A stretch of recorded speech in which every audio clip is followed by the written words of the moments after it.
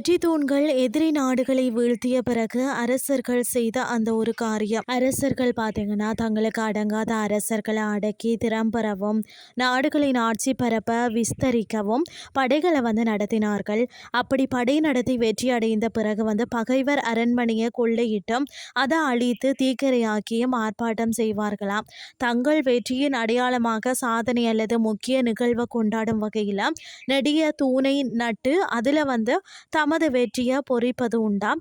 இத்தகைய தூண்களுக்கு வெற்றி தூண்கள் என்றும் ஜெயஸ்தம்பம் அல்லது கீர்த்தி ஸ்தம்பம் என்றும் பெயராம். இதுல மிகவும் புகழ் பெற்றதாக ஜெயஸ்தம்பம் விஜயஸ்தம்பம் வெற்றி அந்த கோபுரம் என்பது ராஜஸ்தான்ல சித்தோர் கோட்டையில உள்ள ஒரு புகழ்பெற்ற 9 அடுக்குமாடி நினைவு கோபுரமாகும். இது 1440 தொடக்கம் 1448 ராணா கும்பாவால் மால்வா சுல்தான் மஹ்மூத் கில்ஜிக்கு எதிரான வெற்றியை நினைவு கூறுவதாக கட்டப்பட்டது. இது சிவப்பு மணல்கள் மற்றது வெள்ளை பளிங்கு கற்களால் கட்டப்பட்ட 37.2 மீட்டர் உயரமானது 9 அடுக்கு கோபுரமாகும். இந்த கோபுரம் முழுவதும் இந்து கடவுள்கள் தேவதைகள் மற்றது புராண காட்சிகளின் நுணுக்கமான சிற்பங்களை கொண்டுள்ளது.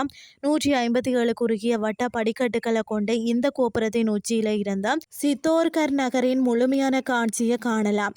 ராணா கும்பாவின் பெரும் வெற்றிக்கு அடையாளமாகத்தான் சித்தோரின் சின்னமாக கருதப்படும் இந்த விஜயஸ்தம்பா மலை நேரங்கள்ல மின்னொளியில ஜொலிக்கும் காட்சி மிகவும் பிரம்மாண்டமானது. மேலும் பார்த்தீங்கன்னா இது உலக புகழ் பெற்ற பழம்பெருமை வாய்ந்த வரலாறு படைத்ததுமாகும். மற்றது சில ஜெயஸ்தம்பங்கள் பார்த்தீங்கன்னா ஜெயின் சமயத்தினர் ஆதிநாதருக்கு அர்ப்பணித்தவை.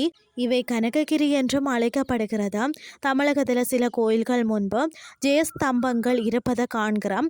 அழகான பீடத்தின் மீது இத்தகைய தூண்கள் நிலைப்படுத்தப்பட்டுள்ளது. திருக்களத்திலேயும் காஞ்சி காமாட்சி அம்மன் கோவிலையும் அம்பிகையின் இடப்புற கோஷ்டத்தில் வாராகிக்கு முன்னே அம்பிகை பண்டாகாசுரனை அழித்ததன் அடையாளமாகத்தான் ஒரு ஜெயஸ்தம்பம் உள்ளதை காணலாம். காஞ்சி காமாட்சி அம்மன் கோயிலில் உள்ள தூணின் உச்சியில் 4 திசைகளை நோக்கியவாறு 4 பூதங்கள் இருப்பதை காணலாம். இவை ஒன்றின் முதுகு ஒன்றோடு இருப்பது போல நின்றுள்ளது.